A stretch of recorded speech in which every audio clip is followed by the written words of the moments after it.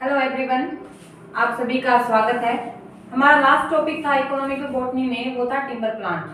हमने most economic दृष्टि से अपने यूजफुल प्लांट है उनको पढ़ लिया है और आप आसानी से बॉटनिकल नेम याद करके जाइएगा एग्जाम में, क्योंकि अगर आपका टॉपिक अलग से दिया है तो ये मोस्ट मोस्ट मोस्ट इम्पोर्टेंट है। टिम्बर प्लांट में आपको बॉटनिकल नेम भी और कुछ ऐसे टॉपिक या फिर कुछ एग्जाम्पल है वो बताऊंगी आपके नॉलेज के लिए। तो टिम्बर जो जिस प्रकार मेडिसिन का यूज था, स्पाइसेस का यूज था, जो रेजिन है, गम है, जितने भी आपको अदर प्लांट पढ़ाए थे जो इकोनॉमिकल दृष्टि से उपयोगी थे, उसी प्रकार कास्ट का भी अपना महत्व है। आज आधुनिक युग में अगर इलेक्ट्रॉनिक्स का, प्लास्टिक का इतना महत्व है, उसके साथ कास्ट का उपयोग भी लगातार होता रहा है। ऐसा नहीं है कि हम अगर डेली रूटीन में जो अदर बनाई गई जो चीजें हैं, प्लास्टिक है, रियोन मतलब रेसे वगैरह है, संश्लेषित है, लेकिन फिर भी हम नेचुरल रेसों का यूज कर रहे हैं कहीं ना कहीं। वो तो देखो जनसंख्या के आधार पर उनमें आवश्यकताओं की पूर्ति के लिए तैयार किए जाते हैं संश्लेषित रेसे। उसी प्रकार इन सभी की कास्ट के द्वारा ऑलमोस्ट जो आबादी है उसको पूर्ति नहीं हो सकती, लेकिन इसका अपना महत्व है। तो फर्स्ट ऑफ ऑल जो टिम्बर प्लांट है वो है आपका सागवान, जिसका बॉटनिकल नेम है वो टेक्टोना ग्रैंडिस है, टीक या इसको रेगून कहते हैं, और बर्मा टीक। अब मैंने क्या बताया कि जिस प्रकार मेडिसिन प्लांट में उनके उपयोगी जो पदार्थ से, किसी में रूट, किसी में स्टेम, सीड्स हैं, किसी की पत्तियां हैं, उसी प्रकार जो कास्ट है, देखो उसका आंतरिक भाग जिसको अंतः कास्ट बोलते हैं, ये यूजफुल होती है किसमें, जितने भी यूजेस है कास्ट के, फर्नीचर निर्माण में, फ्रेम है, अदर जहाजों के शिपयार्ड्स बनाने में, मतलब जितने भी यूज है कास्ट में, उनमें अंतः कास्ट का यूज किया जाता है। अब आप ये देखिएगा कि अंतः कास्ट जब हम पढ़ेंगे एनाटॉमी, उसमें आपको सामन ऊतक जब पढ़ाए जाते हैं, सामन ऊतक में आपको जाइलम और फ्लोएम पढ़ाते हैं, क्योंकि जाइलम और फ्लोएम की जो सामन ऊतक है, जाइलम और फ्लोएम जो सामन ऊतक है, वो क्या करते हैं, प्लांट में खाद्य पदार्थों का सामन करते हैं, और किसका, जल का। जो मोस्ट इंपॉर्टेंट ये सामन ऊतक है, उसका मोस्ट इंपॉर्टेंट पार्ट ये होता है कि प्लांट में जितनी भी आपूर्तियां हो रही है उनको करना, चाहे वो भोज्य पदार्थ है, चाहे जल का परिवहन है। तो ये जो कास्ट का निर्माण है वो किसके द्वारा होता है, हम देखते हैं साधारणतः कैम्बियम रिंग, जो प्लांट के स्टेम में जो छाल है, बार्क का निर्माण है तने के चारों ओर, वो किस लिए, अगर उसका बाहर अगर छाल का निर्माण हो रहा है पौधे में, तो वो इंटरनल एक्टिविटी के कारण तो होता है, समझ रहे हो। तो जो छाल है वो कैम्बियम जो रिंग होती है उसके विभाजन से बार्क का निर्माण होता है, छाल का निर्माण होता है। यानी कि हम कह सकते हैं जब कैम्बियम रिंग जो विभाजित होती है तो सेकेंडरी जाइलम और सेकेंडरी फ्लोएम, मैंने सेकेंडरी बोला है, मैंने प्राइमरी नहीं बोला। और इसी के साथ एक ध्यान रखिएगा कि बहुवर्षीय पादप, क्योंकि बहुवर्षीय इसलिए क्योंकि ये पादप क्या होते हैं, लॉन्ग टाइम तक एनवायरनमेंट में रहेंगे, उनकी जड़ों की जो सामर्थ्यता है वो भी ज्यादा रहेगी, और यांत्रिक ऊतकों से यांत्रिक ऊतक के रूप में कास्ट है वो सहायता प्रदान करती है, यांत्रिक ऊतक के रूप में कास्ट है वो सहायता प्रदान करती है, क्योंकि बहुवर्षीय पादप होगी, जितना टाइम निकलेगा उसको प्रोडक्शन के लिए, उसको सामर्थ्यता के लिए, खड़े रहने के लिए प्लांट को किसकी जरूरत होगी, चारों तरफ क्या है, जाइलम और फ्लोएम इतने अच्छे होने चाहिए कि अधिकतर क्या होता है कि बहुवर्षीय जो पादप है उसको यांत्रिक सहायता मिल सके। तो हमारा जो टॉपिक क्या था वो था कास्ट। तो कास्ट होती है वो है सेकेंडरी जाइलम, बहुवर्षीय पादप और नग्न बीजी जो जिम्नोस्पर्म है, नग्न बीजी जिनको जिम्नोस्पर्म कहते हैं, उन पादपों में कास्ट का निर्माण होता है। बहुवर्षीय द्विबीजपत्री, एक बीजपत्री नहीं, क्योंकि एक बीजपत्री जो प्लांट है जैसे गेहूं वगैरह है, कोई ऐसी फैमिली में जितने भी प्लांट्स आते हैं वो एक वर्षीय है, क्योंकि वो एक क्रॉप के रूप में यूज किए जाते हैं, तो उनमें छाल का निर्माण थोड़ी होगा। जो बहुवर्षीय पादप हैं जैसे सागवान है, शीशम है, अकेशिया है, बबूल हो गया आपका, टेकोमेला अंडुलेटा जो आपका रोहिडा है, यानी कि जिनसे टिम्बर बनती है, वो बहुवर्षीय पादप है ना, लंबे टाइम तक एनवायरनमेंट में खड़े रहते हैं और ह्यूमन वेलफेयर के लिए यूजफुल होते हैं। तो first of all tectona grandis, ये इसका बॉटनिकल नेम है, इसको कहते हैं सागवान। रेगून और बर्मा टीक, आप ये ध्यान रखिएगा कि पूरे भारत में, पूरे विश्व भर में डिस्ट्रीब्यूशन के आधार पर प्लांट है वो उगते हैं या फिर एनवायरमेंटल कंडीशन के आधार पर उगते हैं। ये आप मानते हो कि कहीं कोई भी एरिया है उसमें इस तरह के प्लांट, यानी कि अपने यहाँ पे शीशम है उसकी ज्यादा मात्रा होती है, अधिकता या ज्यादा पाए जाते हैं। ठीक सागवान है तो वो हो सकता है कि दक्षिणी जो राजस्थान है, सागवान के, धोप के, इस प्रकार के जो वन है, रोहिड़ा के जो पश्चिमी राजस्थान है उसमें ज्यादा पाए जाते हैं। तो इनका डिस्ट्रीब्यूशन है वो पूरे विश्व भर में भी है, अपने राजस्थान में भी हम देख सकते हैं कि इस प्रकार इनका वितरण होता है। टेक्टोना एंडुलेटा जो रोहिड़ा है, इसका बहुत बार बॉटनिकल नेम पूछ लिया जाता है और इसको मारवाड़ सागवान के नाम से जाना जाता है। मारवाड़ सागवान ये अलग सागवान है, ये टीक, रेगून और बर्मा टीक कहते हैं और ये मारवाड़ सागवान है, ठीक है। लेकिन इन सभी की जो अंतः कास्ट है वो ही यूजफुल होगी। मैंने क्या बताया, अंतः कास्ट ऐसी कास्ट है जिसमें जो पादप में ज्यादातर पाई जाती है, क्योंकि अंतः कास्ट ज्यादा मजबूत होती है। कास्ट अगर हम पढ़ेंगे एनाटॉमी में तो कास्ट दो प्रकार की है, अंतः कास्ट और रस कास्ट। रस कास्ट इसलिए इतनी महत्वपूर्ण नहीं है क्योंकि इस कास्ट में निक्षेपण होता है ना, जिस प्रकार कैल्शियम कार्बोनेट का जो समुद्री जीव है उनको प्रोटेक्शन किस प्रकार मिलेगा, उनका बाह्य कवच कैल्शियम कार्बोनेट का बना होगा तभी उनको प्रोटेक्शन मिलेगा। उसी प्रकार अंतः कास्ट क्यों मजबूत है, इसका ज्यादा फर्नीचर में यानी जितने भी अपने मटेरियल काम आते हैं तो उनमें इसका यूज इसलिए किया जाता है क्योंकि ये बैक्टीरिया बाहर के जितने भी इस पे आक्रमण करते हैं, यानी कि छोटे मोटे सूक्ष्म जीव हैं, इसको कास्ट को खराब करने में कम योगदान देते हैं। क्योंकि इस कास्ट में जो निक्षेपण है वो ज्यादा होता है, किसका, टेनिन का, रेजिन का और सगंध तेल ज्यादा प्रेजेंट होता है, जिस कारण जो बैक्टीरिया है, छोटे सूक्ष्म जीव है, वो जल्दी आक्रमण नहीं करते और कास्ट है वो लंबे समय तक टिकी रह सकती है। रस कास्ट जो है उसमें इनका निक्षेपण टेनिन आता है, ये क्वेश्चन कि अंतर कास्ट ज्यादा महत्वपूर्ण है, इसमें निक्षेपण किसका अधिक पाया जाता है, तो टेनिन का, रेजिन का, सघन तेल और एक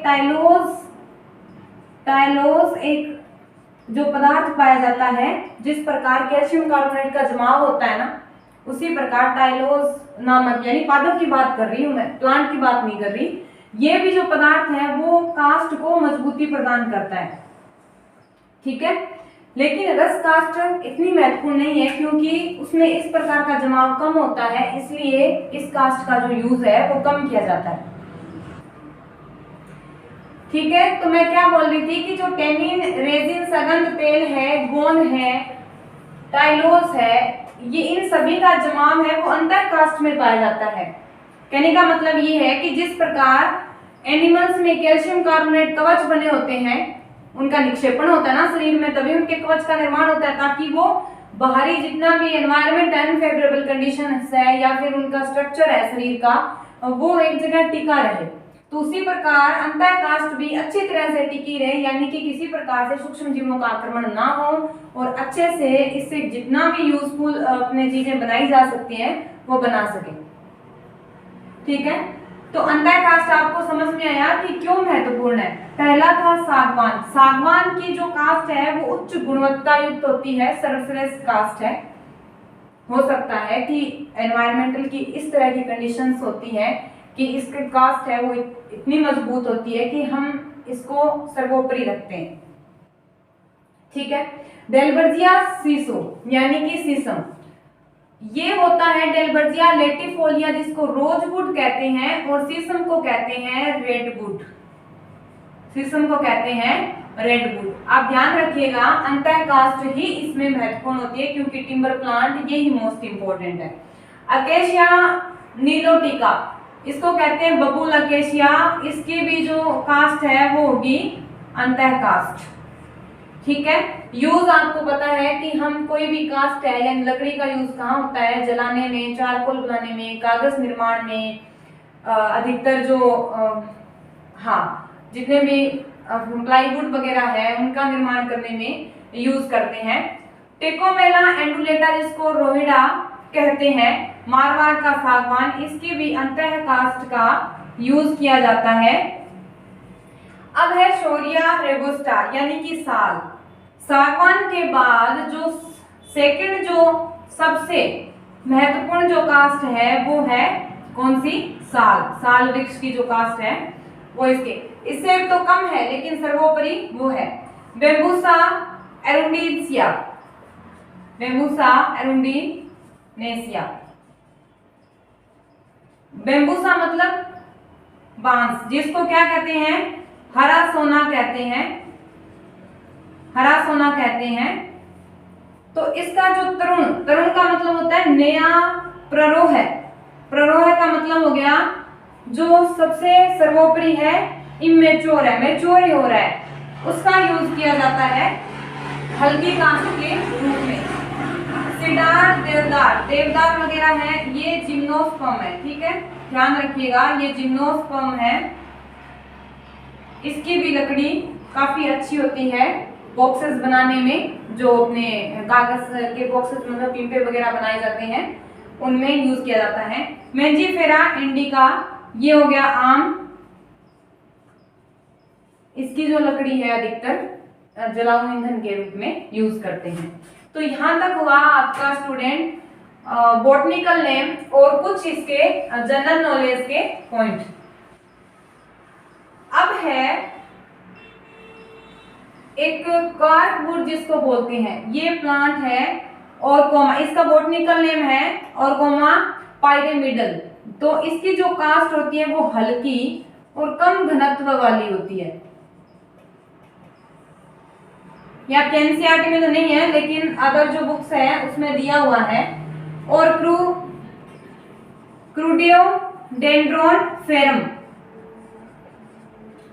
क्रूडियोडेंड्रोन फेरम या क्रूजियोडेंड्रोन फेरम भी इसको बोलते हैं, इसकी जो कास्ट होती है वो काफी भारी होती है और घनत्व भी ज्यादा होता है, यानी कि सबसे हल्की जो कास्ट है वो कोरमा पायरेमिडल यानी कॉर्कवुड जिसको बोलते हैं, इसकी कास्ट कम घनत्व वाली होती है, हल्की होती है।